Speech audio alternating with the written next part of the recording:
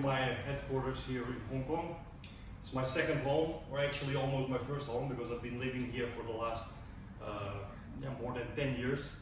Although recently I was at my headquarters in Amsterdam for a few months teaching, and I will go back to Amsterdam when this whole COVID situation is over to build it up. But yeah, spend always as much time as possible in Hong Kong, because of course my Sifus are here, and here I can study. And this week, or actually last week, spent a lot of time with Grandmaster Li Kong and Sifu Sergio, and then there came something sprung up that I want to clarify here, and I want to, because I see actually a lot of misunderstanding about it.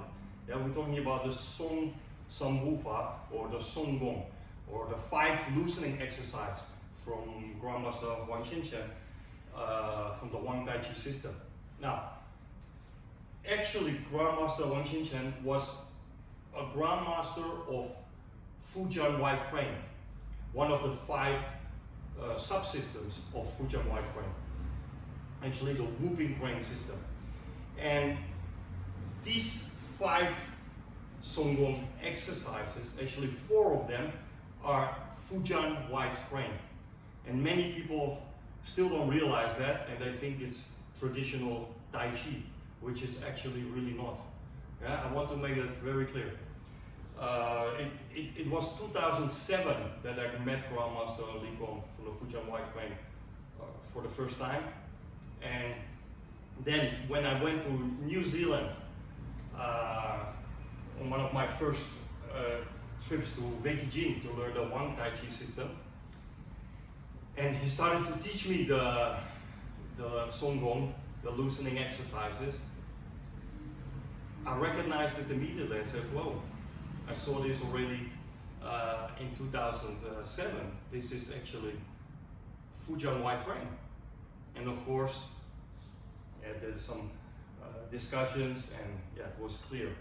Yeah, so I'm a big fan of also of Chinese martial arts and of Chinese martial arts history. For the people that read my book, The 6 Core Elements, the SLT, and History of Wing Chun, you know how much I love to do my research, or you go to my the rest of the videos here on this YouTube channel, right? Then you know that I love my history. So I just want to always give credit where credit is due. So if something comes from a certain teacher, it should be known it comes from that teacher.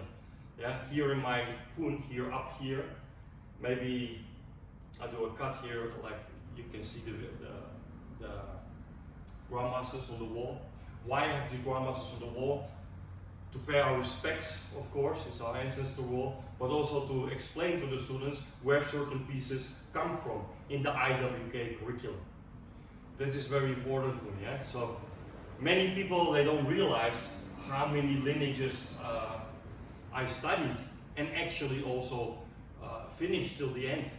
You know, I never did study like, oh, I grab a little bit from here, a little bit from there, and a little bit from there, and then I mix it all together, what many people think. No, I study one lineage, finish it till the end, or finish, I'm talking in the sense of curriculum. You never finish a system, you can always improve and always better yourself, and even many lifetimes are not enough. But curriculum-wise, there is an end, right? So when I finish the curriculum of a certain lineage, certain system, then I moved on to the next one. Now, so the goal of this video was to explain where the Song Shen Wu Fa, the Song Gong, comes from, and to give you a small exercise to practice in these times, in these challenging times. Now, the first exercise of the Song Shen Wu Fa actually can be performed in many different ways. Yeah? So if you see how Grandmaster Wang Xinshen is doing it on the YouTube, it's really like a loosening exercise. Yeah? If you see how Grandmaster Beijing is teaching it in New Zealand, he does it really very slow, very, you could say very refined, watching all the details to develop more song and more syncing ability. And then we have Grandmaster Zheng in Taiwan, where I studied with, who performs it a little bit in between of those two ways, you know. So in the IWK, actually, we teach the first Song Gong in three ways. We call it the melting way, which is exactly how I learned it from Grandmaster Jin in New Zealand. Then I'm doing it more like Grandmaster Wang Chen does it on YouTube, more for the loosening. We call it swing and release. And then the third way, which I will not go into too deeply now because I need a lot of background info, is I call the balloon way, which has more to do with Dantian and Qi development. But anyway, let me give you today the idea of the swing release. Now, you can perform it with normal breathing, or you can perform it with reverse breathing. So we start, we raise energy from the floor, and we go up while we're breathing in, filling up first the lower abdomen and then the upper chest. You breathe in slow.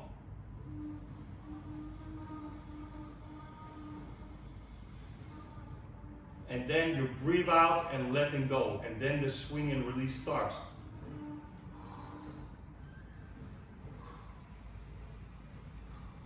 Now, watch very carefully to some small points. The knee in line with the big toe. Don't collapse the knee. Very important. Yeah? Feel when you turn the sinking into the leg. Try to let go by the bones, by the hip, back of the knee, the ankle. When you breathe out, really let go of all unnecessary tension. Yeah? Breathe in through the nose, breathe out through the mouth. Another thing, you see I'm raising my shoulder on purpose, raising my shoulder a bit and then letting it go. That is not done nor in the melting man nor in the balloon man version, but it is done in this loosening version, just to loosen up the shoulder a little bit more.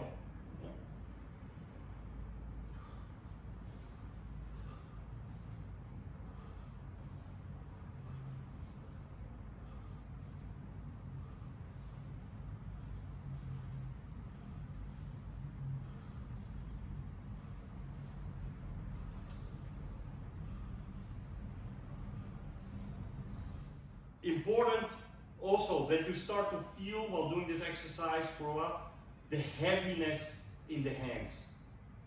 Yeah, you have to feel like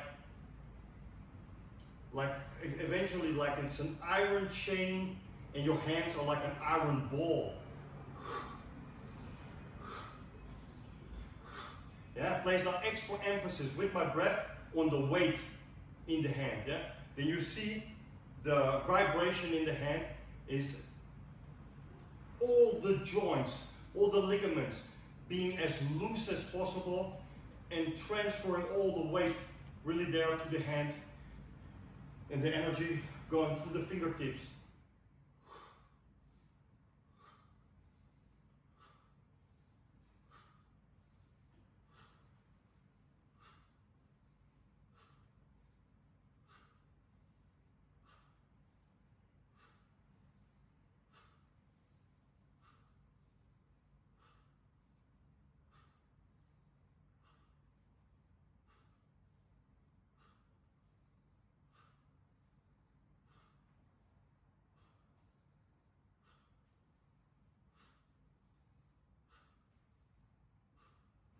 Yeah, then another point is the Yongchen. It's the coupling ball. Yeah, the K1 point under your foot. You can Google it. K1 point under your foot. The Yongchen is like a gauge here. Yeah, it's like energy coming up from the floor and going down into the floor. So when I'm letting go, I'm going down by releasing, by letting go, then I feel the energy coming up from the Yongchen point all the way to the body, through the body, into the fingertips. Yeah?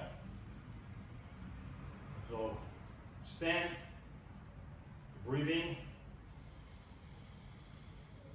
and it's starting there already. You see, from the Yongchen point, everything open, everything relaxed. Make sure your body is Song. This was called the Song Gong, right? You open up and relax. Now, for the people to explain it simple, very simple, right? Imagine tense up everything. This is closed, right? You relax and open everything. That's the state I want you to be in, right? So we're breathing in, feeling the energy coming from the Yongchen point up, and letting go.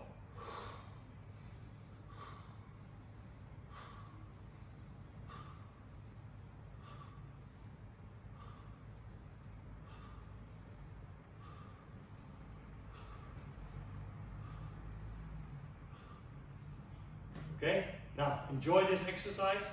Practice it around 5 to 10 minutes every day, and maybe multiple times a day to improve your Kung Fu. Okay, of course, this exercise goes much deeper than this.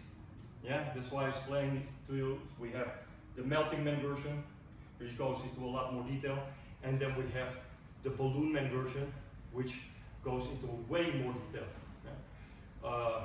To learn more in depth, of course, I have my Tai Chi online academy, Experience Tai Chi, where I give